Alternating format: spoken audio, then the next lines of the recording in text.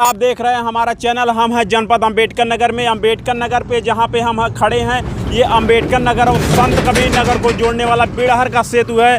हमारे पीछे तमाम युवा हैं और युवा बात करेंगे उत्तर प्रदेश के राजनीति की, क्योंकि 6 महीने बाद विधानसभा का चुनाव है। तो ये युवा बताएंगे कि मौजूदा समय में जो सरकार चल रही कितना विकास की, वो किस पे खुश हैं या कौन सी सरकार चाहते हैं।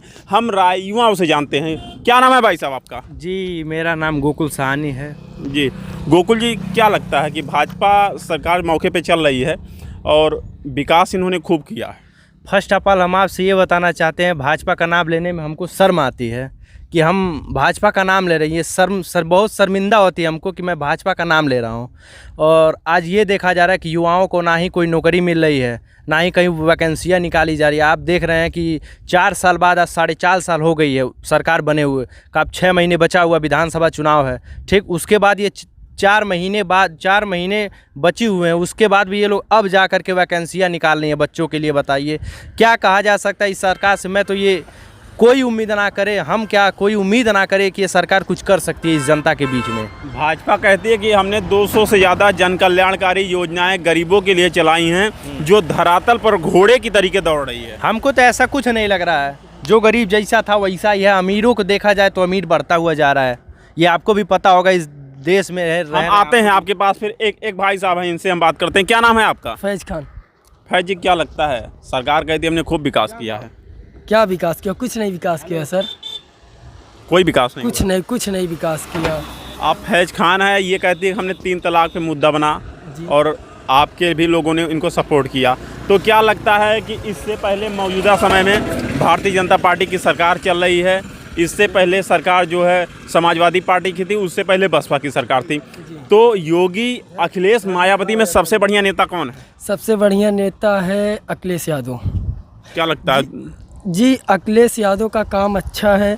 उनके दौर में मोहब्बत थी, इस दौर में ये योगी सरकार में बस खाली जातिवाद का। ये कैमरा वैमरा लेके कहाँ घूम रहे हैं? बस आए थे फोटो लेने।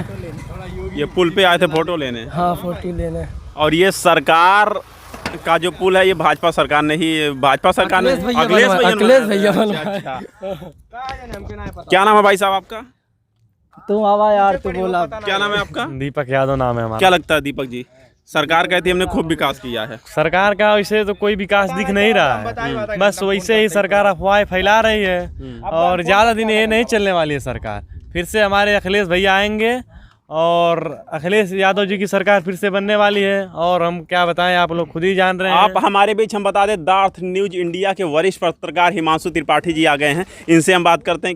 हिमांशु जी, क्या लगता है ये शहर, ये बिड़हर पुल काफ़ी रोचक हो गया है? अनुज भाई, आपका सादर अभिवादन। आपने जो है रोका हमें और बोलने का मौका दे रहे हैं। शहर की बात करें तो जब आप एक पुल पे खड़े होते हैं तो बड़ा अच्छा लगता है। नीचे घाघरा बह रही है, ऊपर ताज़ी हवा मिल रही है आप लोगों को, लेकिन उसके पीछे एक पीड़ा छुपी हुई है। पीड़ा मैं बात करूं अगर तो विधानसभा आलापुर, और हम आ रहे हैं जिला संत कबीर नगर से। संत कबीर नगर के निवासी से अभी अभी मुलाकात करके आ रहे हैं। घाघरा का घाट बिल्कुल किनारे पहुंच गया है और स्थिति ये है कि कब कटान हो जाए, कब वही 2013 अखिलेश सरकार का, जब अखिलेश जो है यादव जी सत्ता में थे तो 9 गांव बाढ़ प्रभावित थे, 13 गांव जलमग्न हो गए थे, 1082 कॉलोनीज बांटी गई थी।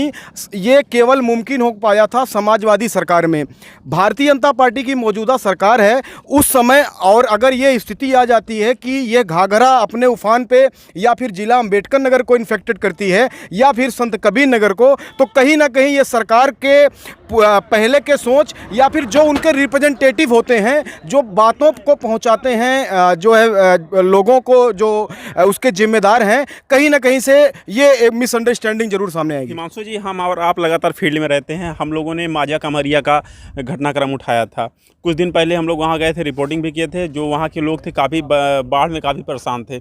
इस समय बारिश हुई है, तो क्या लगता है सरकार बिल्कुल ध्यान नहीं दे रही वहाँ पे? देखिए मुझे जहाँ तक लगता है ना कि जब आप एक छोटे से बच्चे को स्कूल भेजते हैं तो उसके पहले प्रिपरेशन की जाती है। माँ बाप उसके कहते हैं कि आपने होमवर्क किया है कि नहीं किया है, आप होमवर्क कर लो नहीं तो टीचर डांटेगी या फिर टीचर ये पूछेगी आपसे कि आपने होमवर्क क्यों नहीं किया है। वो ज़रूरत क्या थी ना, वो नीड क्या है कि होमवर्क की कहीं ना कहीं कमी दिखी।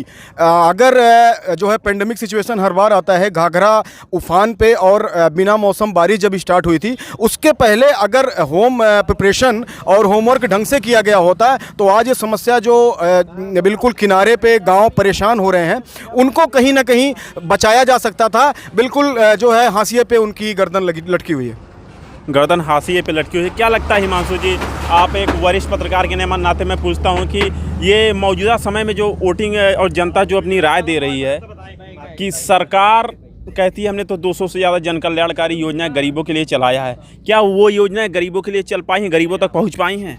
आप हमारे द अर्थ न्यूज़ इंडिया के पेज पे जाएंगे तो हम एक एपिसोड चलाते हैं ज़मीनी हकीकत के नाम से, एक हमारा एपिसोड चलता है अवधि चौपाल। इन दोनों का विषय कहीं ना कहीं सेम मिलता है कि हम गाँव में जाके लोगों से राय जानने की कोशिश करते हैं कि मौजूदा सरकार में उनकी दावों और उनके दावों के सरकारी योजनाओं के ज़मीनी हकीकत के बारे में क्या अंडरस्टैंड करती है वहाँ की जनता। हमको जहाँ तक देखने मिला और लोगों से जानने के बाद यह मिला कि ये सब कागजी लीपापोती वही स्वतंत्रता के बाद से जो आज तक चली आई है वही गुमराह और उसी कहीं ना कहीं जनता को फिर से बेवकूफ़ बनाया जा रहा है। और आने वाले सरकार में क्या एक ऐसा जो है नया चीज़ लेके आ जाएंगे कि फिर से जनता आप समझो उस चीज़ को कि अगर जनता को प्रयोग नहीं किया जाएगा तो आप एज ए पत्रकार ना आपकी लोगों को ज़रूरत पड़ेगी और ना जो है नेताजी की ज़रूरत पड़ेगी।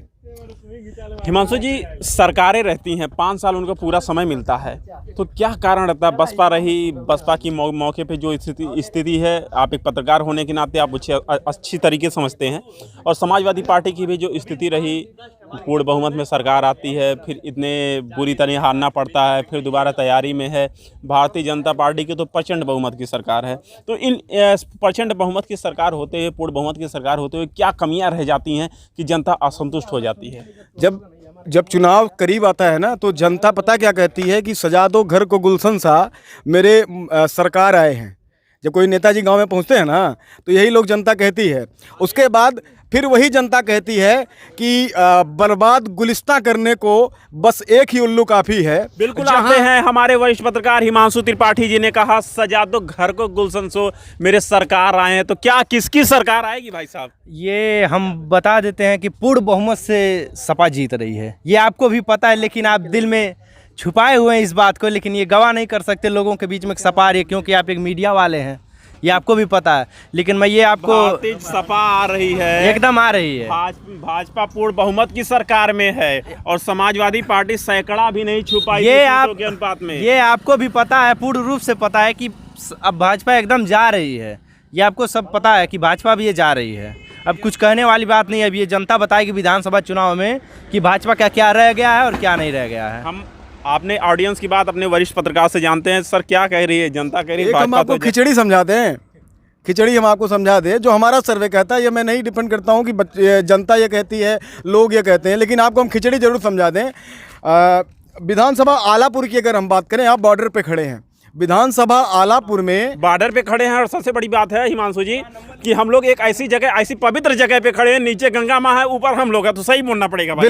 बिल्कुल सही बोलना पड़ेगा। इसीलिए हम थोड़ा टू बी वेरी फ्रैंक, हम पत्रकारिता के जगत से निकल के जन कल्याण के जगत में आते हैं और जनता को बिल्कुल सत्य रूबरू कराने की कोशिश करेंगे। आज हमारे भाई अनुज जी मिले और अनुज जी लगातार लगे रहते हैं आप लोगों को सही चीज़ों को दिखाने के लिए, जनता की समस्या क्या होती है वो बताते हैं, आपको लगातार बड़ी मेहनत करते हैं क्षेत्र में। आपको हम बताएं, विधानसभा आलापुर में आज ही के दिन अगर हम बताएं कि भीम आर्मी जो चंद्रशेखर रावण की पार्टी है, चंद्रशेखर रावण एक ऐसा ब्रांड, नाम आया, इतना एडवर्टीजमेंट हुआ, लोग कनेक्ट हुए और एक ऐसा चेहरा कि एक ज्ञापन देने के लिए उप जिलाधिकारी आलापुर के पास आता है। वो आदमी पूरे जिले मतलब 6 से 7 थानों के थानाध्यक्ष, उप निरीक्षक 25 की संख्या में, फायर ब्रिगेड और कम से कम 200 की संख्या में पुलिसकर्मी एक ज्ञापन के लिए, एक ऐसे नेता जो पिछले 3 महीने पहले पैदा हुआ। अब आप समझ सकते हैं कि हनक क्या चीज़ होती है।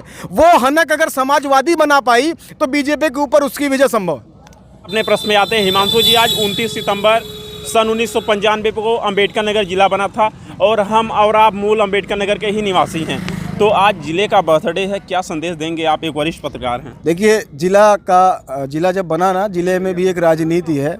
मायावती जी उस समय गवर्नमेंट में थी, फैजाबाद से इसको काट के ज़िला अम्बेडकर नगर बनाया गया। अब आप समझ सकते हैं कि अगर कमाने वाला एक हो और परिवार बहुत बड़ा हो, खाने वाले ज़्यादा हों, तो अगर उस परिवार का विभाजन हो जाए और सभी लोग डिपेंडेंट हो जाएं तो सभी लोग खुशहाल हो जाते हैं। वही हाल हुआ फैजाबाद से हटा के, हालांकि वो फैजाबाद भी अब अयोध्या कर दिया गया है, अम्बेडकर नगर ज़िला बनाया गया। बाबा भीमराव अम्बेडकर के नाम पे रखा गया ये ज़िला, जो संविधान के लेखक थे, संविधान उन्होंने लिखा, उसी संविधान का ये दायित्व और उसी संविधान का परमिशन कि हम लोग आज जनता के सामने उनकी हकीकत को रूबरू करते हैं, उसी कहीं संविधान का एक हिस्सा है। आपको हम बताएं ज़िला अम्बेडकर नगर के बारे में, जिस घाघरा के नदी के ऊपर आज हम आपके सामने रूबरू हो रहे हैं, सबसे पवित्रतम लोकेशन है। और हम लोगों की ये किस्मत है कि हम नदी के बिल्कुल किनारे पर हैं और घाघरा नदी, तमसा नदी भी छोटी सी है यहाँ पे। टांडा के बारे में अगर बताएं आपको, एनटीपीसी है, जो आपके घर में पंखा चलता होगा, लाइट चलती होगी, पूरा ज़िला अम्बेडकर नगर एनटीपीसी के भरोसे चलता है। एनटीपीसी भी आपके टांडा अम्बेडकर नगर में, वो भी एक पहचान है। सबसे बड़ी इंटरनेशनल पहचान अम्बेडकर नगर के बारे में अगर मैं आपको बताऊं, अम्बेडकर नगर टांडा टेरिकाट के नाम से जाना जाता है। टांडा टेरिकाट जो एक इंटरनेशनल ब्रांड है, आप ज़रूर देखे होंगे वो चकत्ते वाली लुंगी जो पहन के मुंह में दातून दबाए लोग निकलते हैं और कहते हैं कि हाँ ये देसी आदमी है। वही टांडा टेरिकाट आज विदेशों में भी जाती है और एक काफ़ी लंबे समय से जा रही है। तो हमारे कुछ अम्बेडकर नगर में बड़े मौज की धरती है और लोगों का इसमें पूरा सहयोग रहता है। राजनीतिक धरती है, यहाँ से कई राजनेता भी गए, कई मंत्री बनाए गए, कई IAS PCS बनाए गए, कई पत्रकार सेवारत हैं, कई जो है वकील सेवारत हैं। और अम्बेडकर नगर मस्त धरती है, एक बार आइए आप अम्बेडकर नगर में, मज़ा आ जाएगा आपको। आज खास चर्चा में हमारे साथ तमाम लोग भी थे और चर्चा में चार चांद तब लग गया जब द अर्थ न्यूज़ इंडिया के वरिष्ठ पत्रकार हिमांशु त्रिपाठी जी हमारे साथ आए, जिन्होंने अम्बेडकर नगर के बारे में बताया और युवाओं ने अपनी राय दिया। एक युवा इनसे जानते, क्या नाम है भाई साहब आपका? अवनीश यादव। अवनीश जी, क्या लगता है सरकार किसकी बनेगी? सरकार तो बहुत खराब भाजपा सरकार है भैया। बनेगी किसकी? अखिलेश यादव की सरकार बनना चाहती है। अब कह रही यादव इसलिए कह रहे हैं क्या? नहीं भैया, यादव की नहीं है। हम लोग 3 साल से दौड़ रहे हैं सेना भर्ती के लिए, भर्ती भी नहीं आई, और जो आ रही है भर्ती वो धांधलीबाजी से हो जा रही है। इस सरकार में कोई काम नहीं हो रहा है, सब भ्रष्टाचार है और भाजपा सरकार सबसे नरक सरकार है। आपने देखा, युवा हैं, उनका आरोप भी है, उनका दर्द भी है। उन्होंने अपना दर्द बताया, आरोप भी बताए। कई आरोप हैं, लगातार हम किसी अन्य जगह नई चर्चा मिलेंगे।